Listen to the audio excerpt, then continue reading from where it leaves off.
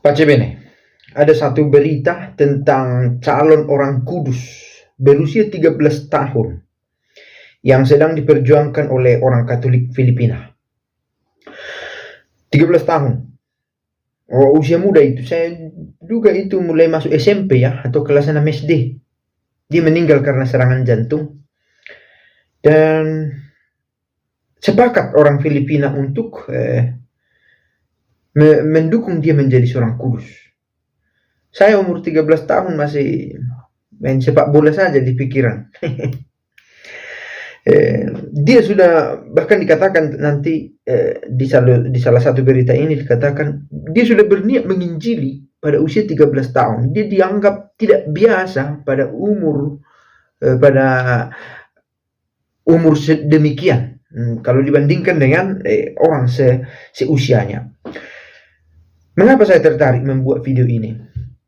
Saya pikir ini menggerakkan hati orang ketika orang tahu kisah hidupnya, terutama anak-anak, remaja, ketika tahu orang seusianya yang seperti ini sudah menginspirasi orang karena kekudusan, bukan karena kekayaan, bukan karena flexing ini dan itu, pamer ini dan itu. Sebenarnya anak-anak yang remaja, tetapi karena penonton channel ini tidak umumnya bukan usia muda, maka orang tua yang ada anak remajanya, saya harapkan merasa terpikir juga untuk mendukung anaknya menjadi orang kudus. Mendukung anaknya untuk menjadi orang kudus. Bukan terutama orang kudus yang mendapat gelar, bahwa orang digelari kudus itu merupakan efek dari perbuatan semasa hidupnya. Gelar itu kemudian karena banyak aspek tentang itu, tetapi hidupnya kudus. Dan kiranya orang tua mendukung. Kita lihat juga peran ibu dari anak gadis ini dalam perjalanan kekudusan calon orang kudus ini. Namanya siapa? Nina Ruiz Abad. Seperti nama Spanyol, karena memang kita tahu pengaruh kultur Spanyol besar juga di Filipina. Dia berasal dari satu keuskupan Lawak namanya, Lawah. Dan cita-cita menjadikan dia sebagai orang kudus itu diinisiasi oleh sebuah keuskupan di Filipina bagian utara, dan prosesnya sudah dimulai. Dan kalau itu jadi, maka dia termasuk salah satu orang kudus yang jarang berasal dari Asia Tenggara, meski sudah ada sebelumnya dari Vietnam misalnya, dan yang salah satu yang sangat muda. Tidak banyak orang kudus berusia muda, demikian muda. Dia didiagnosis menderita penyakit jantung ya. Dan pada usia 10 tahun sudah diketahui bahwa dia memiliki kemungkinan untuk sakit jantung lebih besar. Dia punya masalah dengan jantung itu. Dia meninggal dunia tahun 1993, usia 13 tahun. Itu berarti dia lahir tahun 1980. Dari satu pasangan, dari satu keluarga, di satu kota di Sarat namanya, bagian Ilocos Norte, satu kota. Dia punya satu saudari perempuan namanya Marie Anne. Tetapi ayahnya meninggal dunia ketika berusia 3 tahun. Sudah kehilangan ayah. Kadang masa-masa sulit, situasi sulit menjadi kesempatan juga bagi seseorang untuk melangkah ke tempat yang lebih dalam karena menghadapi kesulitan-kesulitan. Nah, ketika berusia 8 tahun, keluarga ini pindah dari kampung kelahiran karena orang tuanya pindah kerja. Dan di sekolah barunya, anak gadis ini, Nina Ruiz Abad ini, termasuk orang yang pintar, juara, cerdas. Maka pengetahuan bukan menjadi sandungan pada kekudusan. Karena ada yang mencoba mengkonfrontasikan itu ya. Kalau orang pintar pasti akan lebih kritis, akan lebih memakai rasionya dalam menyelesaikan persoalan, dalam memikirkan hidup. Tidak benar juga.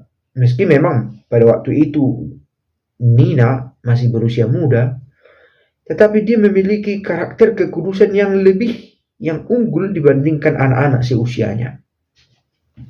Dia dikenal dengan fotonya memakai rosario dan memakai gaun warna putih, pakaian berwarna putih, mengenakan rosario. Nah, dari mana dia kenal ini? Dari orang tuanya. Nah, kata kita singgung, orang tua berperan dalam perjalanan rohani anak ini. Bagaimana dia tertarik pada hal-hal rohani? Kadang ini menjadi pekerjaan yang lebih sulit bagi orang tua masa kini ya, mengantar anak-anak pada ketertarikan pada hidup religius, hidup rohani.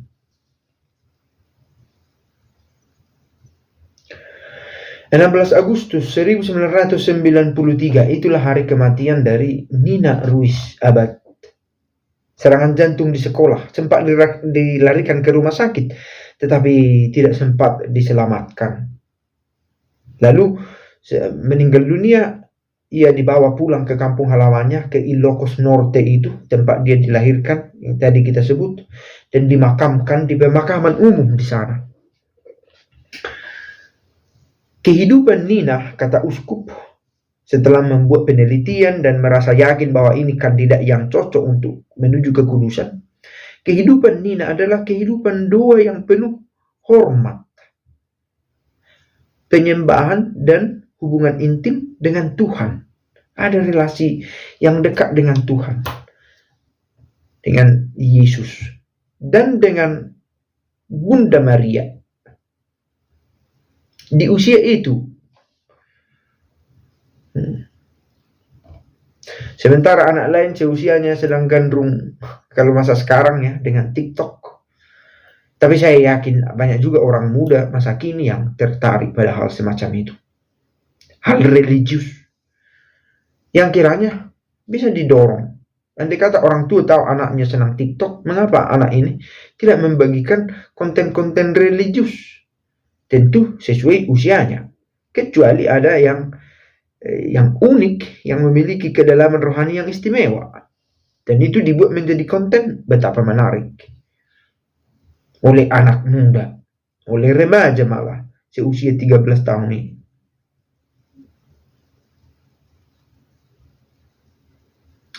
Sebelumnya memang sudah ada orang kudus juga yang dalam proses menuju kekudusan, penggelaran kudus dari Filipina, Laureana Franco dan Darwin Ramos. Dan sudah ada juga orang kudus dari Filipina, Santo Lorenzo Ruiz, dikanonisasi tahun 87, dan Pedro Calungsod dikanonisasi tahun 2012. Saya pikir ini kisah yang menarik dari Nina Ruiz Abad, menunjukkan kesalehan di usia remaja yang kiranya bisa menginspirasi anak-anak remaja putri masa kini, terutama secara khusus. Karena yang menonton video ini bukan anak-anak umumnya, maka orang tua kiranya terbakar semangatnya membawa anak-anak pada kekudusan.